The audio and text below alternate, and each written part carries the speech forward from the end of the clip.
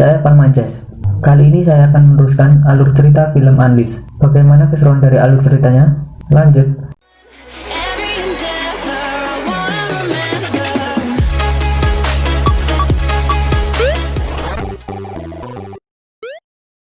Sam pun berkata kepada Danny kenapa dia tidak panik dan bereaksi saat ada orang berkelahi di sekitarnya. Danny pun menjawab, mereka tidak berkelahi dengannya, jadi dia merasa tidak perlu memperdulikannya. Mendengar hal itu, Sam pun memaklumnya karena mungkin itu adalah bagian dari hidupnya. Hingga suatu malam, kedekatan mereka semakin erat. Victoria pun memutuskan untuk membuka kalung di leher Danny. Awalnya Danny ketakutan dan teringat masa lalunya. Namun ketika sudah dilepas, dia akhirnya menjadi seorang yang baru dan bukan Danny the Dog lagi.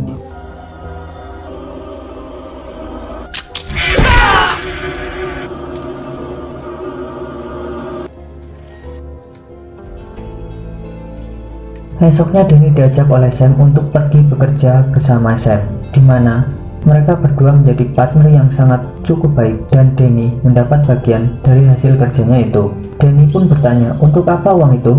Sam pun mengatakan, terserah kau Danny, itu uangmu. Untuk itu, Danny pun pergi sendirian ke sebuah toko dan membeli beberapa topi yang cukup menarik untuk diberikan kepada Victoria dan Sam. Hingga saat dia akan pulang, tiba-tiba dia tak sengaja bertemu dengan salah satu anak buah dari si bos. Dia pun mengatakan bahwa si bos ternyata masih hidup dan sedang mencari Danny kemana-mana. Danny pun mengatakan bahwa dia tak akan kembali karena sudah memiliki keluarga yang baru. Namun, dia mengancam akan mendatangi keluarga barunya jika Danny tak kembali. Whoa! You got a new family as well? Would you like that? Wouldn't be too hard to find. What with you shopping here and all? Tiba di markas, si bos pun terlihat sangat senang dengan kembalinya Danny dan ingin Danny kembali bersamanya. Tapi sebelum itu, Danny pun mempunyai satu pertanyaan, yaitu di mana ibunya. Did you know my mom? I found you in the street. That was our first collaboration. Don't dwell on the past, look to the future. Pada akhirnya Danny kembali menjadi binatang buas, di mana si bos mengajak Danny kembali bertarung di tempat fight club milik si Akung. Saat pertarungan akan dimulai, Danny terus mengatakan bahwa dia tidak ingin menyakiti orang lagi. Gentlemen, to the death. I don't want to hurt people anymore. Excuse me? Not anymore. Anything wrong, gentlemen? Kesal akan hal itu, si bos pun mendorong Danny ke arena hingga dia terpaksa bertarung dengan petarung di sana.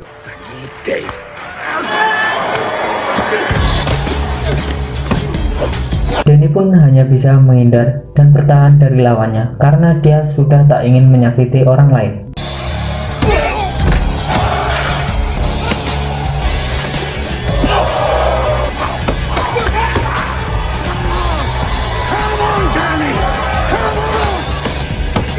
Melihat hal itu, si bos pun melemparkan sebuah senjata agar Danny bisa melawan. Namun, dia tetap bertahan. Tak ingin permainan terus monoton, si pemilik fight club itu memutuskan untuk menurunkan 3 petarungnya, sehingga Danny harus melawan 4 petarung sendirian.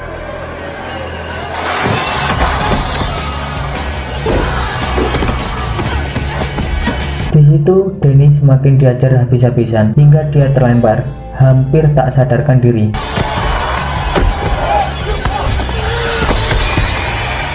Menyadari situasi ini, akhirnya Danny memutuskan untuk melawannya dan here we go, Danny is comeback.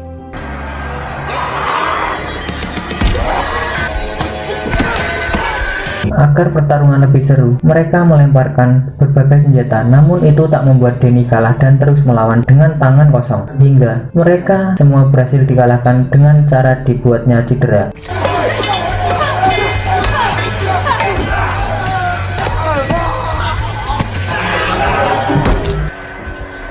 Dan kita masih ingat dengan peraturannya bahwa jika tidak ada yang mati, maka si bos tak akan mendapatkan uangnya sepeser pun. Hingga si bos memutuskan untuk membunuh lawan Danny dengan pistolnya.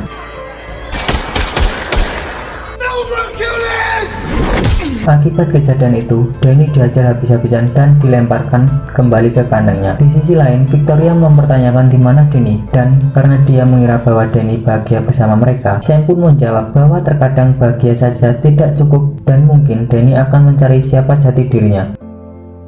Sementara itu, Danny terlihat sedang melihat buku miliknya, di mana dia menemukan sebuah foto ibunya di sana. Hingga saat si bos sedang melakukan enak-enak bersama seorang wanita, tiba-tiba Danny muncul di sana dan memaksa si bos untuk mengatakan yang sebenarnya. Karena takut, si bos menunjukkan foto ibunya dan mengatakan bahwa ibunya seorang pelacur dan telah dibunuh oleh temannya di masa lalu, dan si bos memutuskan untuk merawat Danny sejak saat itu. I'm sorry I lied to you, Danny. Saat akan pergi bekerja seperti biasa, si bos mengatakan bahwa sebuah keluarga harus dipertahankan apapun yang terjadi. Mendengar hal itu, Danny pun sadar bahwa dia sudah memiliki keluarga baru, yaitu Sam dan Victoria, dan keluarga harus dipertahankan apapun yang terjadi. Untuk itu, Danny pun memberontak hingga mobilnya oleng dan mengalami kecelakaan. Dengan cepat, Danny balik ke rumah Sam, di mana mereka sudah menunggunya di sana dengan foto yang dibawa Danny. Victoria pun mencari clue tentang ibunya Danny, yang ternyata adalah seorang pemain piano, dan ada beberapa foto Muri. Ada jendela yang sangat besar hingga Sam menyimpulkan bahwa mungkin saja ibu Danny adalah guru piano di sebuah akademik. Untuk itu, mereka pun pergi ke sana dan mencari arsip tentang wanita Asia yang pernah mengajar di sana.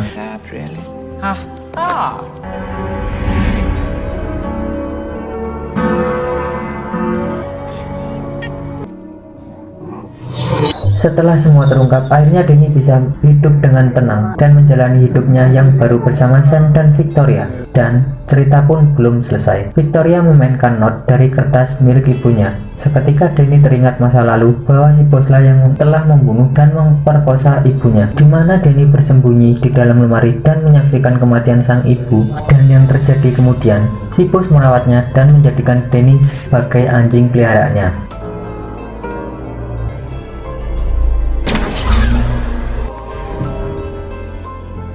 Setelah semua terungkap, Danny pun mengajak mereka berkemas untuk pergi dari sana karena dipastikan bahwa mereka sudah tak aman lagi berada di sana. Namun, mereka terlambat karena si bos dan beberapa pasukan yang ahli bela diri yang sudah menunggunya di mobil. Menyadari hal itu, Danny pun menyuruh Sam dan Victoria sembunyi di dalam lemari. Danny sendiri langsung menghampiri mereka. Pertarungan pun tak terelakkan, dan walaupun beberapa orang menggunakan senjata, Danny tetap tak terkalahkan dan berhasil menjatuhkan satu pasukan si bos tepat di samping mobilnya.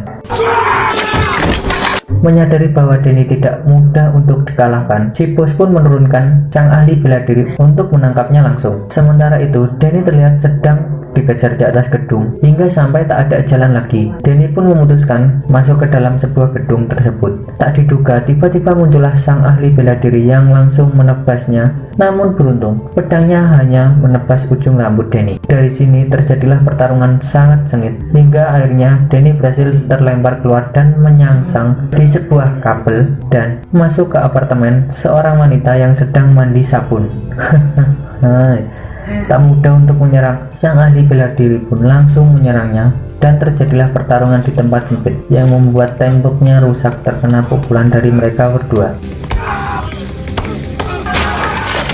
Dan ternyata tanpa pedangnya, sang ahli bela diri ternyata tidak sejago yang dibayangkan hingga dia terjatuh tepat di atas mobil si bos. Melihat hal itu, si bos langsung turun tangan dan terlihat anak buahnya berhasil menjebak Danny di sebuah ruangan. Saat Danny memutuskan pergi lewat celah atap, si bos pun menyadari itu dan menyuruh anak buahnya untuk menunggu di sana. Hingga dia sampai di apartemen milik Sam, si bos pun merayu dan membujuk Danny untuk kembali dan si bos akan memasang kembali. Danny menahan dan mengatakan, "Sorry Su, gue udah punya keluarga baru." Dengan cepat, si bos pun digelembungkan hingga saat Danny akan membunuhnya. Sam langsung melarangnya, alasannya karena jika membunuh maka dia akan dipenjara dan apa bedanya dengan mereka. Namun si bos terus berbacot ria untuk memancing kemarahan Danny. Sam pun langsung memukulnya dengan pot agar dia diam. Mantap. Saat semua selesai, Danny pun hidup bahagia dengan Sam dan Victoria. Film pun selesai.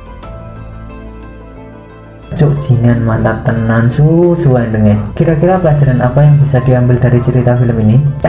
Beritahu saya di kolom komentar. Terima kasih sudah menonton video ini sampai akhir. Bye bye.